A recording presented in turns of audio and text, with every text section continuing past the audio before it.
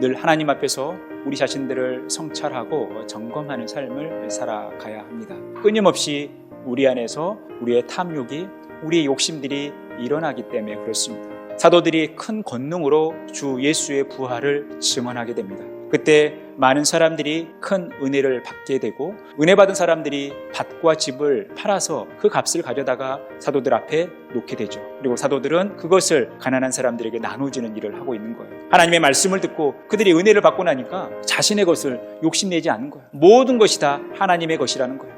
이 하나님의 주권을 인정하는 삶을 살아간 거죠. 아나니아도 자신의 소유를 팔아서 그 값을 사도들에게 가져옵니다. 온전히 가져온 것이 아니라 감추고 숨겼다라는 것입니다. 자신의 탐욕에 이끌려 하나님 앞에 범죄의 길을 걸어가고 있다는 것입니다. 이것은 성령을 속이는 것이고 하나님 앞에 거짓말을 하는 행위였기 때문에 결국 죽음을 맞이하게 됐다는 것입니다. 그런데 이 남편의 일을 모르고 있는 삽비라에게 베드로는 지금 자신들의 잘못을 뉘우치고 돌이키고 회개할 기회를 주고 있다는 것입니다. 이 삽비라가 행하고 있는 이 행위, 그가 하는 말은 주의 영, 성령, 하나님을 시험하고 있다는 것입니다.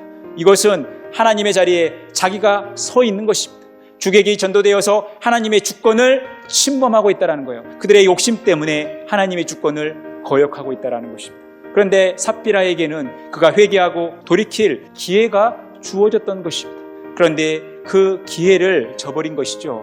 그래서 그 어리석은 삶의 결과는 죽음이었던 거예요. 만약에 오늘 삽비라가 베드로의 질문 앞에 잘못했습니다, 저희가 감췄습니다, 회개합니다, 용서해 주세요 라고 회개했다면 삽비라의 인생은 달라졌을 것입니다. 그가 잘못한 일을 다시 봐야 했지만, 그리고 주어진 기회 속에서 또 다시 봐야 했지만 그 기회를 놓쳐버린 어리석은 삶을 살아가는 것입니다. 때가 악하기 때문에, 하나님의 심판이 가까이 오고 있기 때문에 세월을 아끼라는 것입니다. 우리에게 주어진 기회를 살아라는 거예요. 그리고 하나님께서 우리에게 주신 카이로스의 시간, 골든타임을 놓치지 말라라는 것입니다. 우리는 하나님 앞에 실수할 수 있습니다.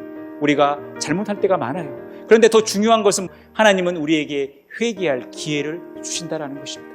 우리가 회개하면서 하나님 앞에 다시 돌이키기를 하나님은 원하신다는 거예요. 나의 죄가 어디에서부터 시작되었는가, 나의 작은 욕심이 무엇인가 다시 보셔야 돼요. 그리고 우리는 하나님께서 나에게 주신 기회가 무엇인지, 지금 이 순간 하나님께서 나에게 원하시는 것이 무엇인지 우리의 삶을 또 다시 보셔야 된다는 것입니다. 하나님은 우리가 회개하고 돌아올 때 우리를 용서하시는 자비로우신 하나님이라는 거예요. 이 순간, 이 자리가 하나님께서 나에게 주신 은혜의 시간일 수 있어요. 하나님의 골든타임일 수 있다는 것입니다. 하나님의 카이로스의 시간이라는 것입니다. 사랑의 반대말은 무관심이에요. 하나님이 우리를 사랑하시기 때문에 때로는 징계하시기도 하고, 때로는 우리에게 고난을 주시기도 하는 거예요. 우리가 하나님 앞에서 어떠한 삶을 살고 있는지 다시 우리의 삶을 돌아보시고, 또 다시 돌아보시면서 하나님 앞에 거룩한 삶을 꾸준히 지속적으로 살아가는 저와 여러분의 복된 삶이 되어지기를 간절히 축원합니다.